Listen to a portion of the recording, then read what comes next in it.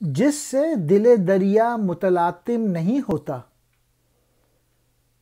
اے قطرہ نیساں وہ صدف کیا وہ گوہر کیا۔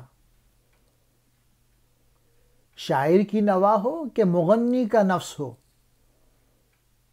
جس سے چمن افسردہ ہو وہ باد سحر کیا۔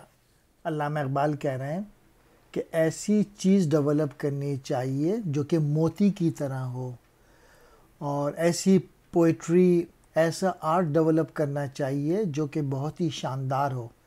پھر اس کی انہوں نے انالوجی دی ہے موتی سے، کہ جب قطرہ سیپ کے اندر جاتا ہے تب موتی بنتا ہے، اور اگر قطرہ نہیں جا پا رہا یا بارش ایسی ہو رہی ہے جس میں طوفان نہیں ہے تو وہ موتی نہیں بن پائے گا، تو بیکار ہے۔ تو ایسا آرٹس بیکار ہے جو کہ کسی کے کام نہ آئے، جو کہ جذبے بلند نہ کرے۔ پھر دوسرے شعر میں اقبال کہہ رہے ہیں کہ ایسی پوئٹری لکھنی چاہیے یا ایسے نغمے گانے چاہیے جس میں ہوپ ہو، امید ہو، آپٹیمزم ہو، نہ کہ ایسی پوئٹری لکھیں یا ایسی شاعری کہیں یا گانے سنائیں جس سے افسردہ ہو جائیں، ہوپ ختم ہو جائے۔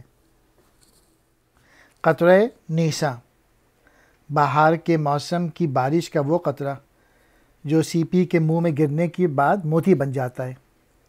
صدف کہتے ہیں سیپی کو یا سیپ، گوہر کہتے ہیں موتی۔ نوا، آواز، یہاں پہ مراد ہے شاعری۔ مغنی، گانے والا، گلوکار۔ نفس کہتے ہیں ساس کو، لے کو۔ افسردہ، افسوس زدہ۔